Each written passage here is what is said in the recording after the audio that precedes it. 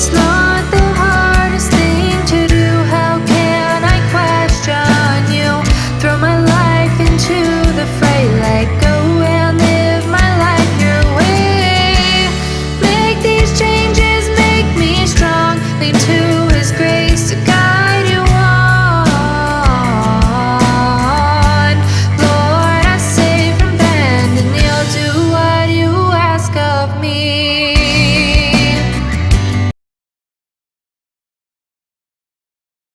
제가 성지순례를 하면서 이스라엘 땅이 정말 남부는 척박하다는 것을 느꼈습니다.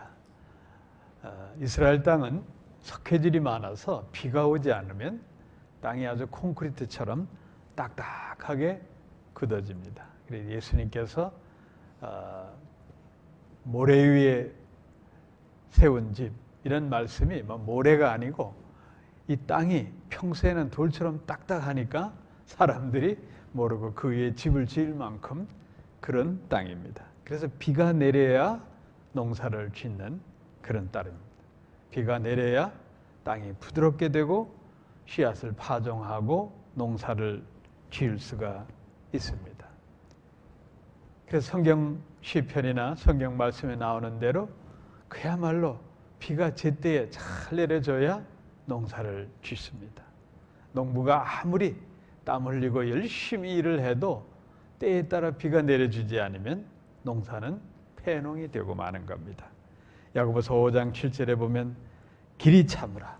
보라, 농부가 땅에서 나는 귀한 열매를 바르고 길이 참아 이른 비와 늦은 비를 기다리라니. 이 말씀이 아주 딱 어울리는 말씀이 됩니다. 초대교회 성도들이 핍박 가운데 있을 때 사도 야고보는 그 주의 재림하시는 그날까지 농부가 이른 비와 늦은 비를 간절히 바라는 그러한 심정으로 참고 인내하라. 그 인내심을 욥으로부터 배워라 라는 말씀이 야고보서 5장 11절에 계속 이어집니다. 보라, 인내하는 자를 우리가 복되다 하나니 너희가 욥의 인내를 들었고 주께서 주신 결말을 보았거니와 주는 가장 자비하시고 긍휼히 여기시는 자신이라. 인내하는 자가 복되고 그리고 인내했기 때문에 결말, 어떤 결과, 결실을 보게 되는 것입니다. 오늘 욥이란 인물, 정말 그의 삶 전체를 보면은 우리 삶과 비교해 볼 때 얼마나 파란만장하고 또 어떻게 살아야 될 한 인생의 모델임을 우리는 알 수가 있습니다. 욥이란 이름은 히브리 말로 그런 의미가 있습니다. 회개하는 자, 사랑을 입은 자라는 그런 의미가 있습니다. 욥은 참혹한 고난 속에서도 끝까지 참고 인내하여 모든 고난을 이겨내고 나중에는 갑절의 축복을 받습니다.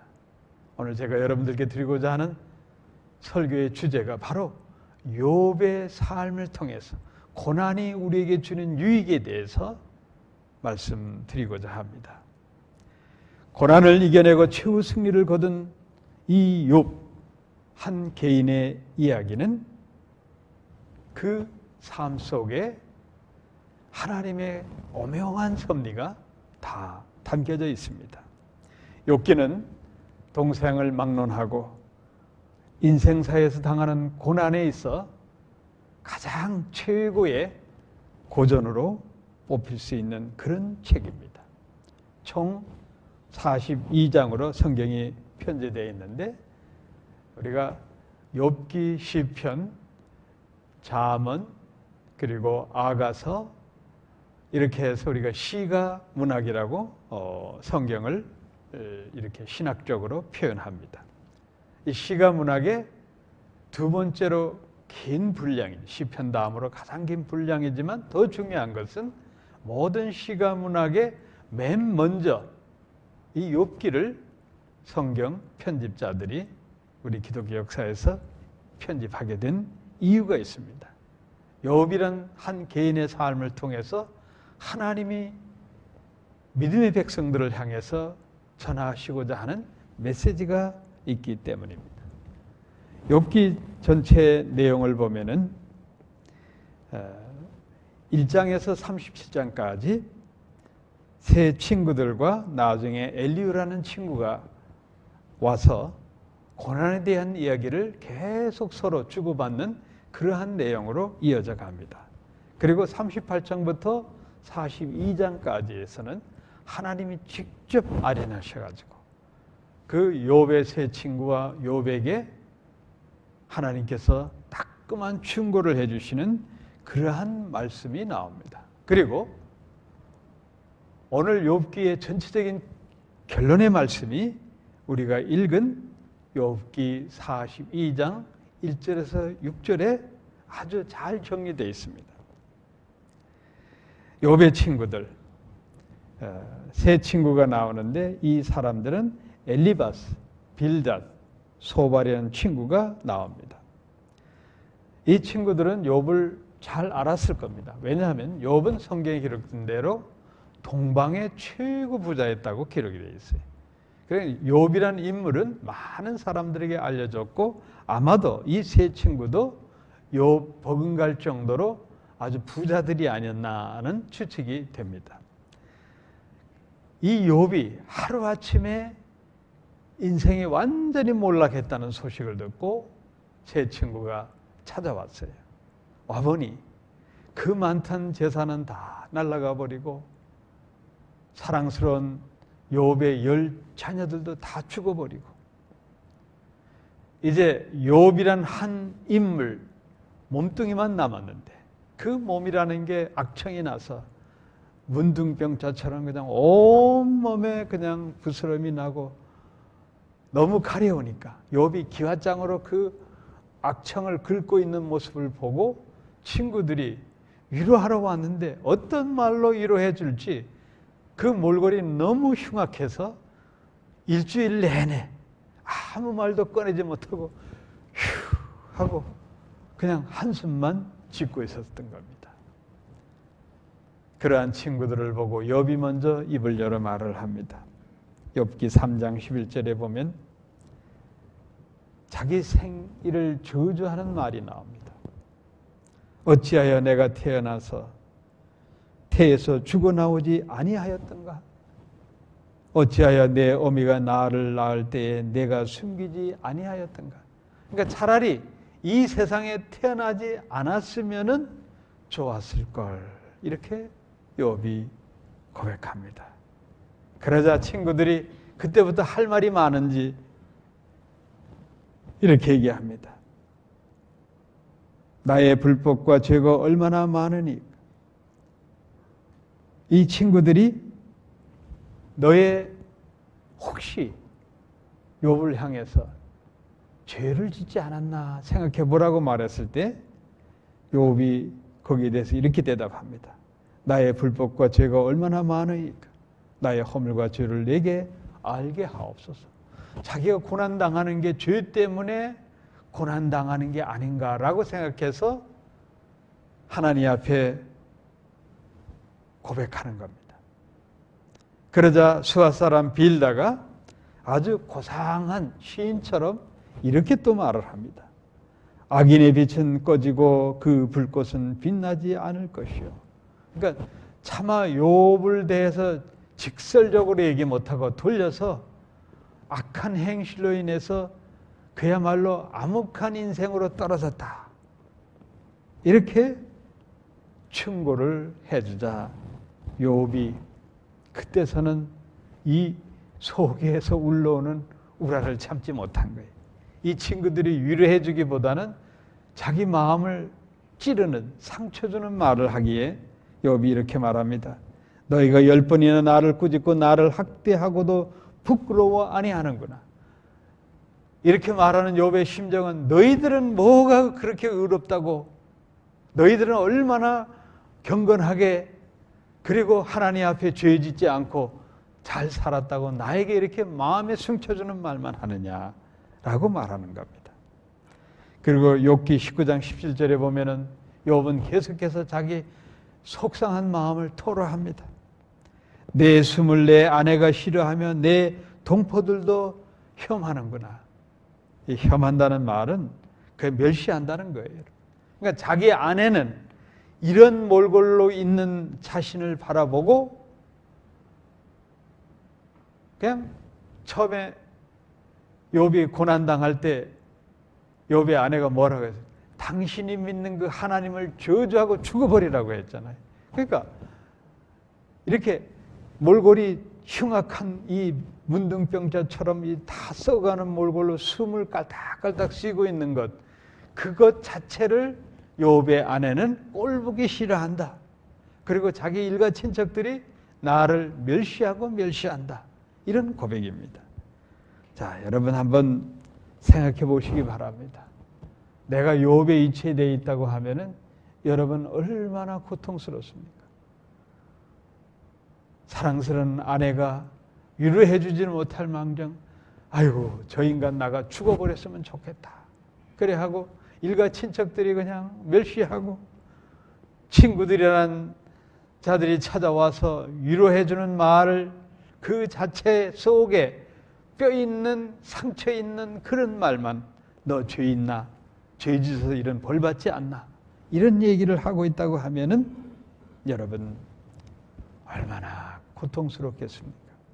그런데 우리가 욥의 그 인내심을 본봐야 되는 것은 그럼에도 불구하고 욥은 자기 입으로 하나님을 원망하거나 그리고 보통 사람 같으면 그냥 죽고 싶었을 거예요.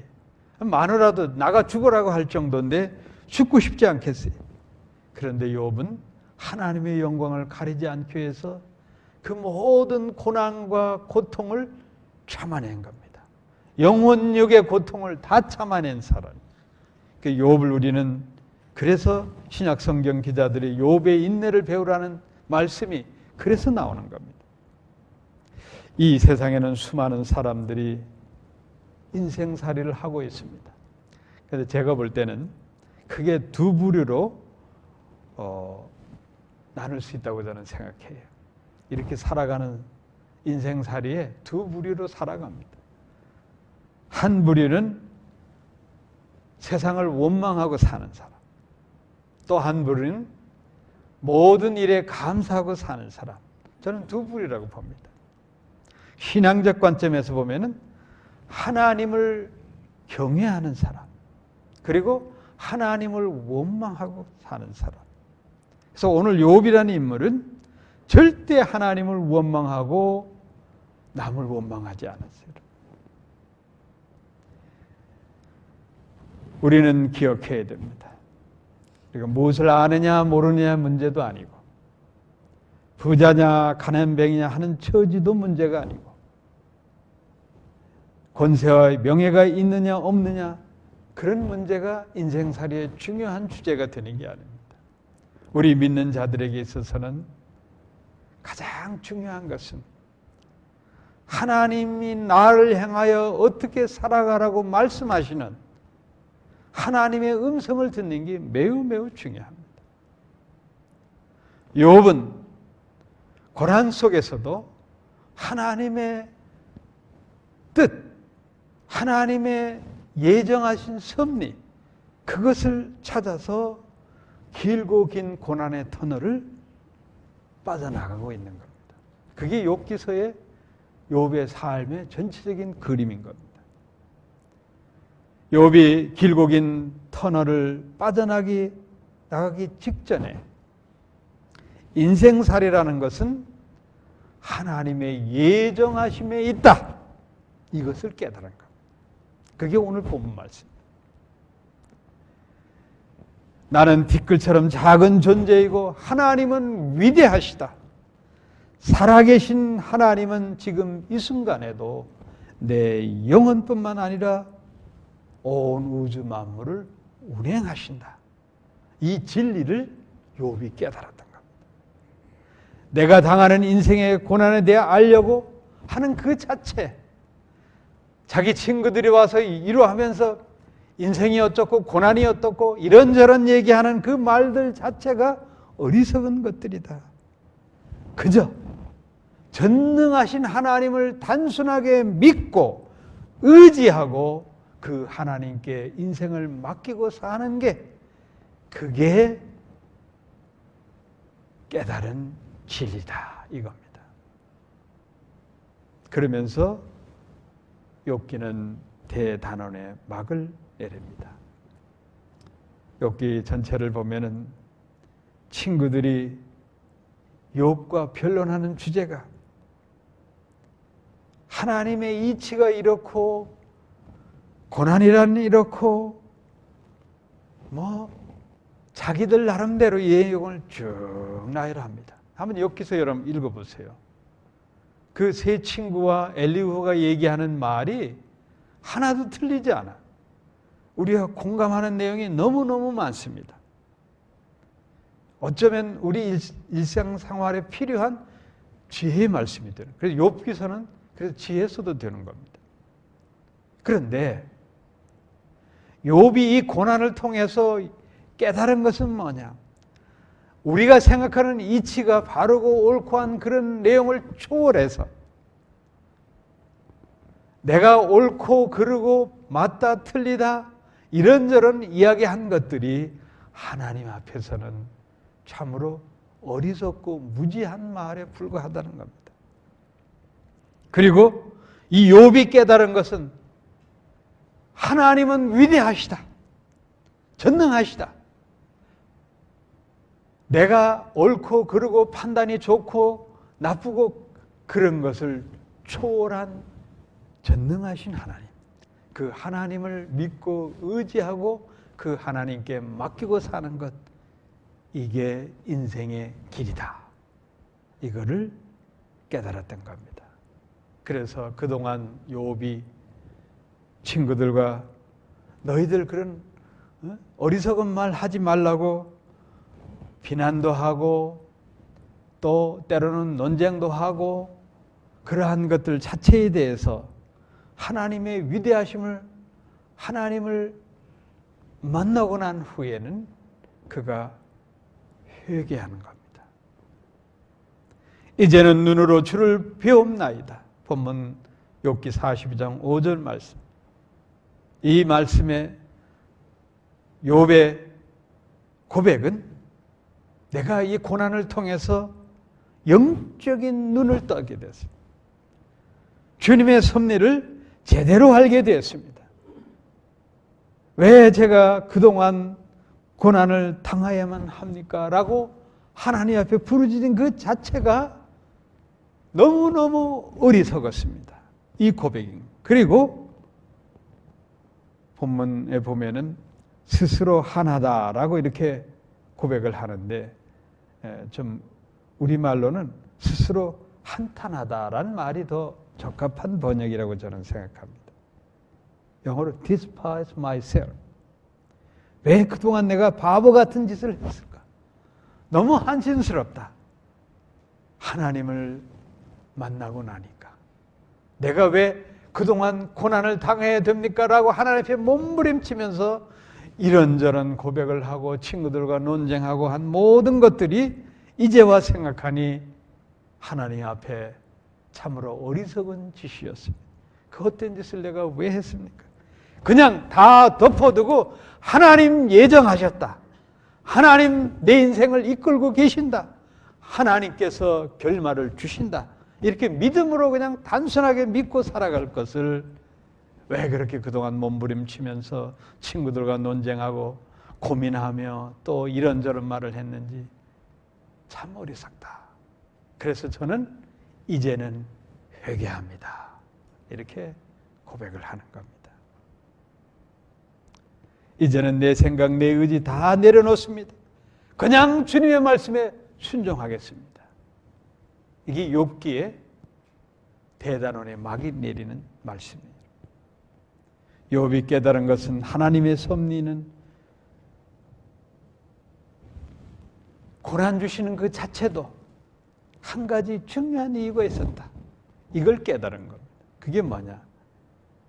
이 세상 재물, 명예, 권세, 친구관계, 인간관계 그런 거 다 초월해서 가장 중요한 것, 하나님과 나와의 관계 맺는 일. 이게 인생에서 가장 중요하다는 사실을 욥이 깨달은 겁니다. 제가 이렇게 선포되는 말씀이 여러분이 공감돼야 믿음의 사람이 됩니다. 우리는 세상에 할 일도 많고 추구할 일도 많고 인간관계 복잡하게 얽혀야 될 일들이 얼마나 많습니까? 그게 또 중요하게 느껴집니다. 돈도 벌어야 되고 인간관계를 통해서 어떤 조직에 내가 포지션이 있어야 되고 그런저런 관계 속에 관계를 맺고 또 여러 가지 일을 하는 것 중요하게 느껴집니다. 그러나 욥이 깨달은 것은 뭐냐? 욥이 고난 가운데 깨달은 것은 뭐냐? 하나님과 관계 맺는 일, 이게 가장 중요하다. 이걸 깨달은 겁니다. 그것을 깨닫고 나니까 영적인 눈이 확 트이면서 그정한 어두운 고난의 길을 걸어온 것들이 이제 광명한 세계가 열리게 되는 거예요. 우리는 알아야 됩니다. 아는 것보다 믿고 의지하는 것이 더 중요합니다. 사람들이 몰라서 인생의 문제를 해결하지 못하는 게 아니에요, 여러분. 무엇을 안다고 해서 인생의 문제가 해결되는 게 아니잖아요. 인생을 살 만큼 산 분들은 잘 알 겁니다. 그렇기 때문에 그냥 믿고 사는 게 편한 겁니다. 어느 고3 학생이 어려운 형편에서 공부를 하다 보니 자기 형은 집안 형편이 안 좋으니 군인이 되고 싶어서가 아니라 돈 안 드는 육사를 들어가는 거예요. 그래서 자기가 육군사관학교 들어가는 형을 보고 나도 형편이 안 좋으니 그냥 어떡할까? 내가 공부를 열심히 해도 대학에 들어갈 입학금, 등록금 아버지가 대줄까 걱정이 되는 거예요. 그래 아버지한테 물었어요. 제가 대학을 시험에 붙으면 등록금을 어떻게 마련해 주시겠습니까? 이 질문을 한 거예요. 그래 이 19 먹은 고3 학생은 아버지가 그래 내가 한 달 월급이 얼마고 한 달에 얼마나 지출이 나고 거기서 얼마 소득이 돼서 그걸로 너 학비를 대주겠다. 이런 설명을 듣고 싶었는데 아버지가 뭐라고 말씀하시냐 하면은 아들아 공부나 열심히 해라. 딱 이 말씀으로 대답해 주는 거예요. 의미 있는 얘기 아닙니까? 19 아들이 아버지가 가장으로서 험한 세상에 나가 돈 벌고 자식 뒷바라지하고 가장으로서의 그 무거운 인생의 무게를 19살짜리가 뭘 알겠습니까? 그러니까 아버지는 복잡한 인생살이 설명할 것도 없고 아버지를 믿어라. 너는 공부만 열심히 해. 이 말씀이 하나님의 마음이에요, 여러분. 우리가 이런 거 안다 저런 거 안다 분석하고 준비하고 이렇게 저렇게 인간관계 속에서 얽히고 설키고 만들어가고 그런 거 아무리 해도 우리 뜻대로 안 되잖아요. 다 덮어두고 전능하신 하나님을 믿겠나이다. 하나님 도와주시면 내가 능치 못할 일이 뭐가 있겠습니까? 하나님 왜 저에게 고난을 주십니까? 욥이 그동안 그렇게 고백한 거예요. 그런데 이제 클라이막스에 와서 욥의 고난의 이제 클라이막스 정점에 다다라서 하나님이 욥에게 확실한 걸 보여주는 겁니다. 깨닫게 해주시는 거예요. 그런 거 다 접어두고 전능한 너가 믿는 그 하나님은 내가 전능자다. 온 우주 만물을 창조하고 운행하는 Almighty God, El Shaddai, 전능한 하나님이다. 그러니 염려하지 말고 나만 믿어라. 이 말씀. 이게 오늘 우리에게 주시는 중요한 욥의 고난을 통한 하나님 우리에게 주시는 귀한 깨달음입니다. 욥의 깨달음이 우리의 깨달음이 되어야 되는 겁니다. 하나님께서는 욥과 그의 친구들의 고난의 이유를 알려고 하지 말고 무조건 전능하신 하나님을 믿으라고 따끔하게 충고해 주시는 것. 이 순종하는 믿음, 이 순종하는 믿음이 우리 신앙생활의 주가 되어야 되는 겁니다. 욥은 우스 땅에 동방의 부자라고 했습니다. 우스는 이스라엘 요단강 동편쪽, 지금의 요르단 땅, 그쪽 동편에는 여러 족속이 살았어요. 아람 족속, 아몬, 모압, 에돈, 아멜렉, 미디안 여러 족속이 살았는데 이제 그 당시에는 이제 족장 시대가 족장이 이제 나라를 통치했죠. 그 가운데서 욥이 가장 큰 분자였다고 하면은 그야말로 그 시대에선 욥이 최고 왕노릇 했던 사람이나 다름이었어요. 그야말로 가장 잘 나갔던 사람이에요. 이 시대로 말한다면 그런 겁니다. 그런데 가장 부자고 가장 잘 나갔던 권세 있던 이 욥, 그냥 하루아침에 꽝 하고 망하잖아요. 사탄이 하나님께 욥이 그냥 하나님 잘 섬기고 의롭게 사는 게 아닙니다. 저에게 재앙이 닥치고 고난이 닥치면 하나님 없다고 배도하고 배신할 겁니다. 그러니까 하나님이 그래 그럼 너가 한번 시험해봐. 그래 하나님께서 허락했더니 욥이 자기의 재산, 그 당시에는 종들도 재산입니다. 다 죽어지고 자기 자식들까지 다 죽고 하나 남은 몸, 악청이 나서 그냥 완전히 썩어가고, 이 공경이 순식간에 욥에게 찾아온 겁니다. 이게 인생이에요, 여러분. 오늘 21세기를 살아가는 우리도 마찬가지. 잘 나가다 하루아침에 꽝 하고 망할 수가 있는 거예요. 누가 보장합니까? 아무리 내 육신이 강건하더라도 뭐 사고를 당하면 순식간에 내가 불구자가 될 수가 있는 거 아니겠습니까? 이게 인생이에요. 우리가 믿는 자까지도 돈 때문에 얼마나 근심을 많이 합니까? 우리는 알아야 됩니다. 재물을 주시는 분은 하나님이시다는 것을 우리가 알아야 돼요, 여러분. 세상 사람들은 내가 피땀 흘리면 노력해서 돈을 모았다고 생각합니다. 그렇지만 그 노력은 한계가 있는 겁니다. 흔히 하는 말로 먹고 살만한 소부자는 될 수 있지만 내가 욥처럼 큰 부자가 될 수 있는 것 절대 아닌 겁니다. 전능하신 하나님께서 재물을 주셔야 내가 절로 부자가 되는 겁니다. 어느 현명한 부자가 이런 말을 했습니다. 내가 비즈니스를 잘해서 돈을 버는 것 같지만 알고 보면 세상에 숨겨진 보물을 발견한 것뿐입니다.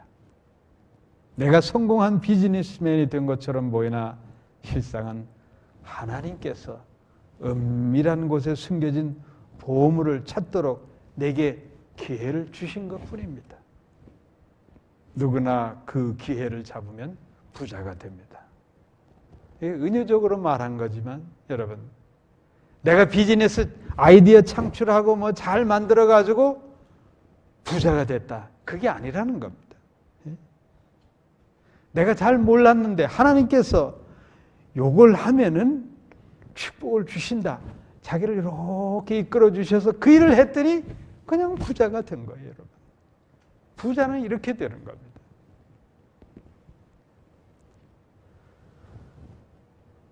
정함이 없는 게 재물이라고 부귀영화를 누렸던 솔로몬이 말을 했습니다.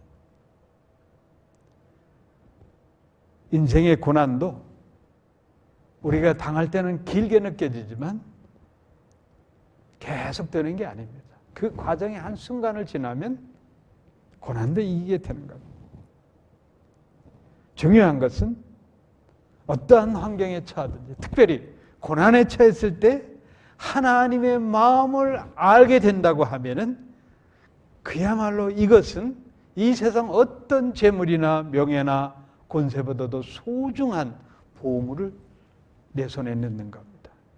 고난을 통해서 하나님과의 관계를 맺게 되면 욥처럼 하나님이 갑자기 축복을 내려 주시게 되어 있는 겁니다.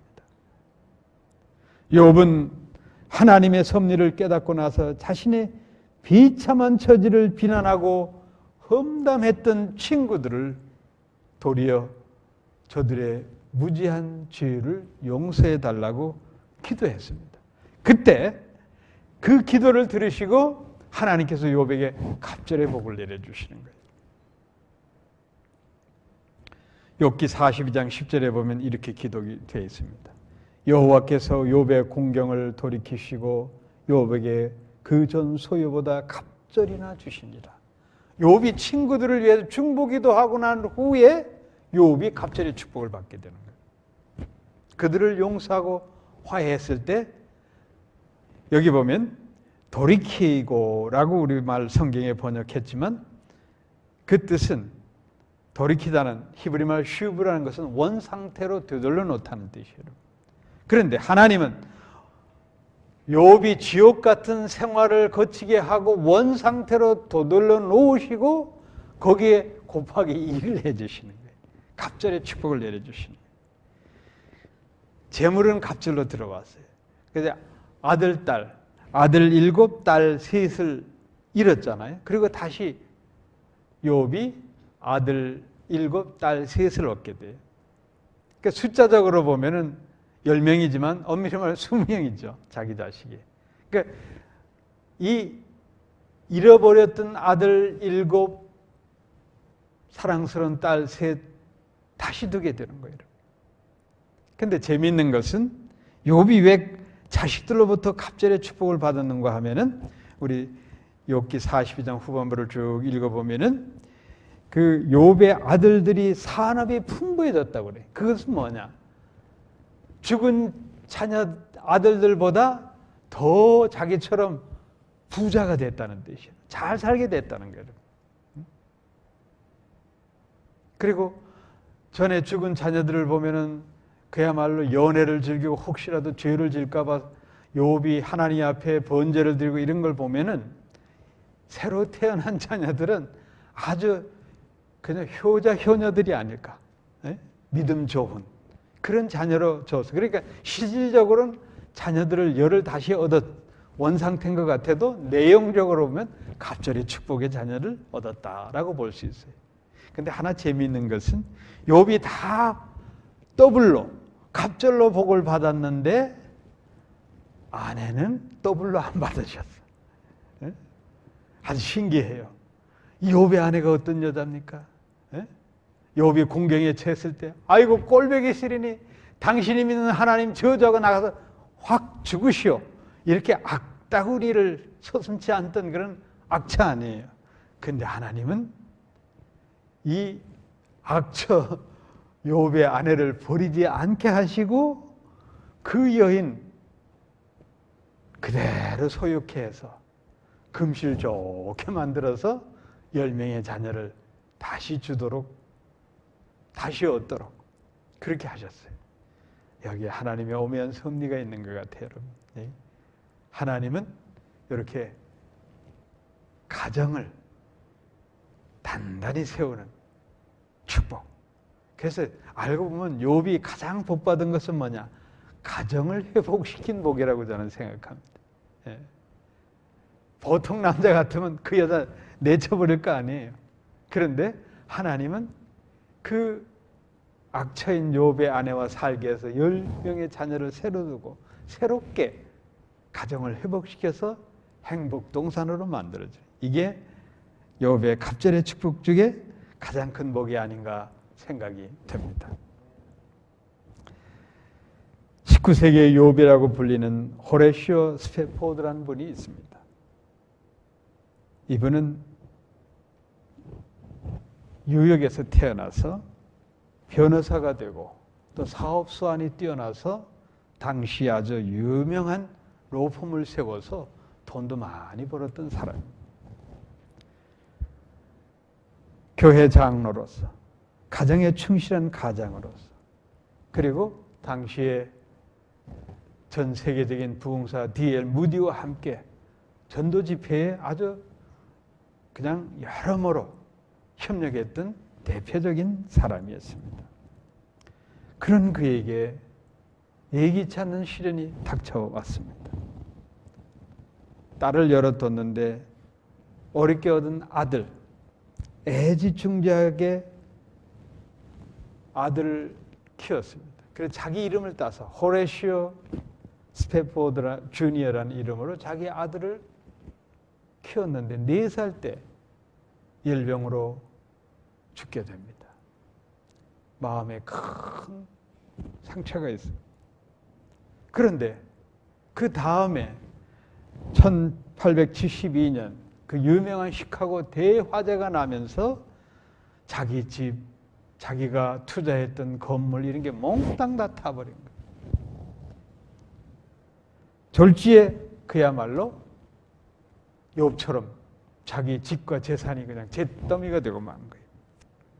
그 충격으로 아내는 신경쇠약증에 걸리게 되고, 그런 가운데 D.L. 무디 부흥사가 유럽 전도 집회를 한다고 하니까 거기에 협력하고 싶고, 또 아내와 충격받은 아내와 또 자기 자녀들을 위로하는 마음에 유럽으로 여행을 함께 갈 계획으로 세우고 이제 준비를 했는데, 자기 로펌에 문제가 있어서 이분은 자기 아내와 딸 넷을 먼저 배를 태워서 유럽행 여객기에 태워보냈어요. 그로부터 9일 후에 비보가 날려왔어요. 영국 철갑선하고 자기 아내와 딸이 탔던 여객선이 충돌해가지고 순식간에 침몰한 거예요. 가까스로 몇 명 살아남는 가운데 한 사람으로 자기 아내만 살고 4딸이 그냥 바다에 익사하고 만 거예요. 이 충격적인 소식을 듣고 자기 아들 잃고 시카고 화재로 재산 잃고 자기 딸들 몽땅 잃어버린 거예요. 그 너무 충격적이고, 그래서 영국 웨일스에 있다는 자기 아내를 만나기 위해서 유럽행 여객선을 탔어요. 여객선이 쭉 대서양을 횡단하다가 자기 딸들이 익사한 그 대서양 바다를 바라보고, 그 사고 현장에 왔을 때 그 바다를 바라봤는데 너무 잔잔한 거예요. 언제 그런 사고가 있냐 하는 식으로 너무너무 잔잔하고, 그래서 이 호레시오 스페포드 이분은 객실에 들어와서 그냥 하나님을 원망하는 눈물 흘리는 기도, 그냥 몸부림치면서 그냥 하나님 나에게 이런 시련을 주십니까? 너무 마음이 아프고 견디지 못하는 거예요. 제가 그분의 입장이 된다고 해도 그럴 것 같아요, 여러분. 몸부림치면서 눈물로 밤새도록 기도한 후에 마음에 평안이 왔어요. 그리고 욥처럼 하나님의 예정하심과 하나님의 섭리가 있음을 깨닫게 되는 거예요. 그리고 마음에 평안한 온 후에 성시, 믿음의 시를 썼습니다. 그게 수세기 동안 우리가 찬양하는 찬송가 470장이에요. 내 평생에 가는 길 순탄하여 늘 잔잔한 강 같듯 큰 풍파로 무섭고 어렵든지 나의 영혼은 평안다. It is well with my soul. It is well, it is well with my soul.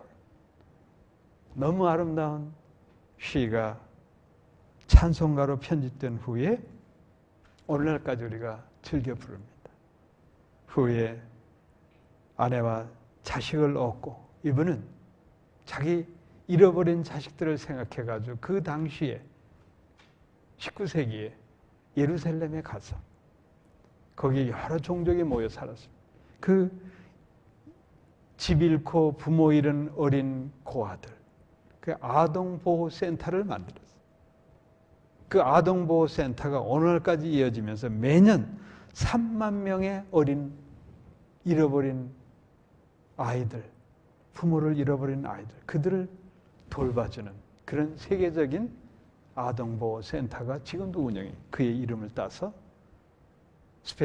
호레시오 스패포드 아동보호센터가 지금도 운영이 되고 있습니다.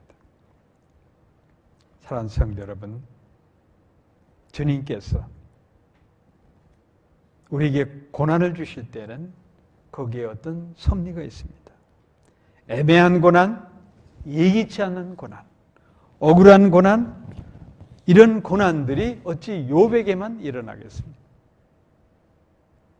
고난을 좋아할 사람들은 아무도 없습니다.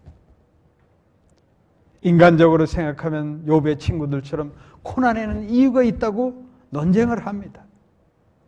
왜 나에게 이런 시련과 고난을 겪어야만 하는가?